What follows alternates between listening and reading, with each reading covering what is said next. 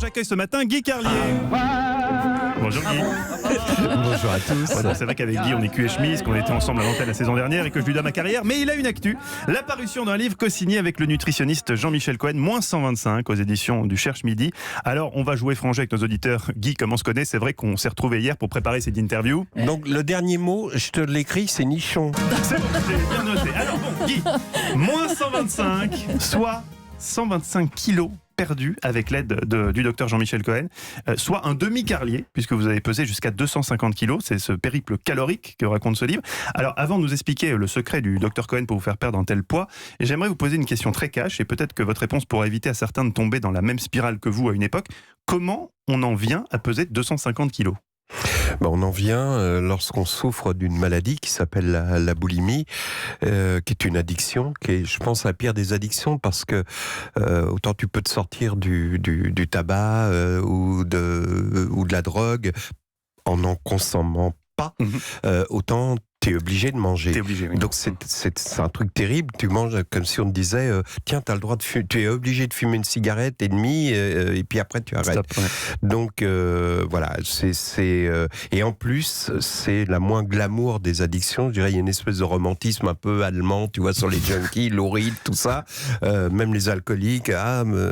Voilà, le gros à poil devant son frigo la nuit qui vide, tu vois, éclairé par la lumière du frigo et qui vide le truc comme ça en solitaire.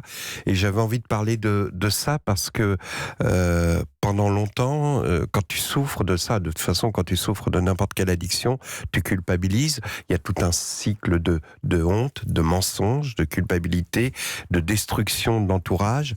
Et tu te dis, mais je suis un mauvais, quoi. Donc c'était surtout pour dire aux gens, non, Jeff, t'es pas tout seul, quoi.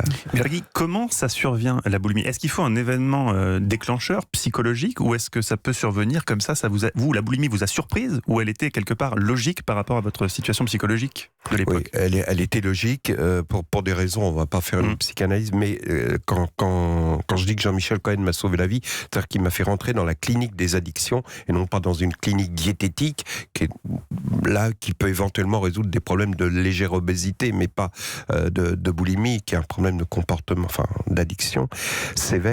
Et il a fallu 9 mois, c'est-à-dire le temps d'une grossesse à l'envers, pour que, avec tout un travail psychologique, j'arrive à comprendre et à me sevrer de ces crises. Et évidemment, ce sont comme toujours des choses qui remontent à l'enfance, et ça calme, comme toutes les addictions, un sentiment d'abandon ou de vide affectif. En vous lisant, on comprend que la solution n'était pas justement un énième régime, mais un travail sur vous-même. Vous dites, j'ai tué définitivement le monstre en moi qui réclamait sans cesse de la nourriture, le jour où j'ai compris qu'avant de dire je t'aime aux autres, je devais d'abord apprendre à m'aimer. Aujourd'hui, vous vous aimez, Guy ? Oui, je m'aime et j'aime. Je suis capable d'aimer les autres. Ce qui se passait, c'est que j'étais boulimique alimentaire, mais boulimique affectif également. C'est-à-dire que dès que je voyais une femme, je pensais que c'était la femme de ma vie, je m'efforçais de la séduire. Et ce qui se passait, c'est qu'en plus, compte tenu du statut, la télé, tout ça, je parvenais à la séduire. C'est-à-dire que j'arrivais à un moment où elle disait « Ah, on oublie ce que tu es ». Et là, je la détestais d'aimer ce que moi, je détestais. C'était pas possible, je lui en voulais de m'aimer.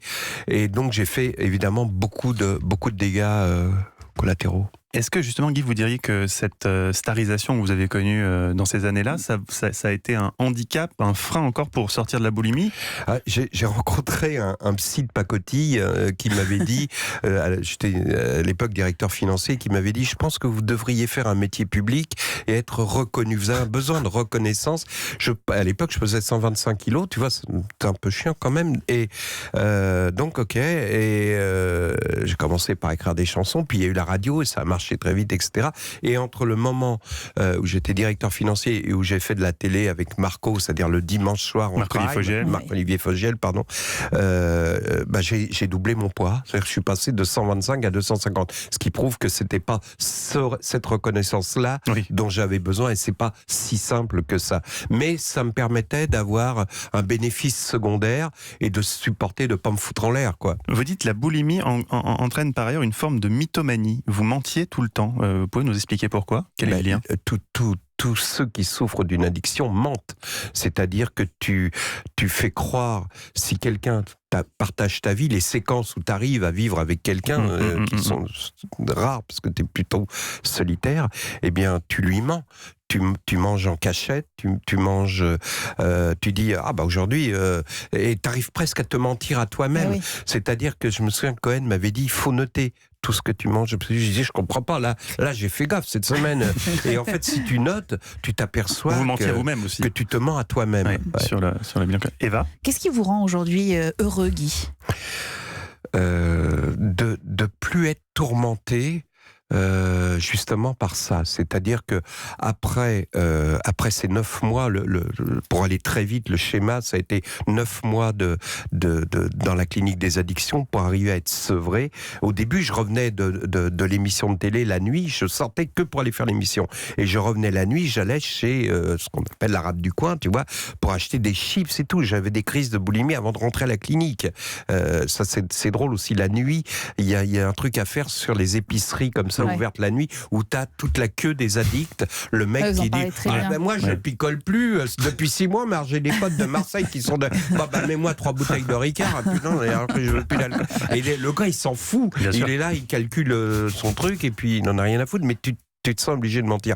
Donc pour revenir à ça, je suis plus tourmenté, comme j'ai plus de crise de boulimie, je suis plus tourmenté par la bouffe, l'addiction, voilà, je mange normalement. C'est évidemment après, il y a eu des opérations qui font que ça a réduit donc l'estomac, enfin pas rentrer techniquement, mais en tout cas la satiété arrive très vite, ce qui fait que ça a disparu. Mais il fallait au préalable que je règle ce problème d'addiction. Merci Guy Carlier d'être venu nous voir ce matin en direct sur Europe 1, ça nous a fait très plaisir. Je rappelle le titre de votre livre coécrit avec Jean-Michel Cohen, Moins 125 aux éditions du Cherche Midi.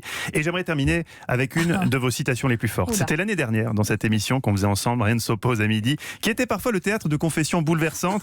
Voici l'anecdote dite de la Ranger et de la pantoufle. Cruelle métaphore du temps qui passe, Guy. J'étais à l'armée, je tenais une Rangers à la force d'une érection, mon gars.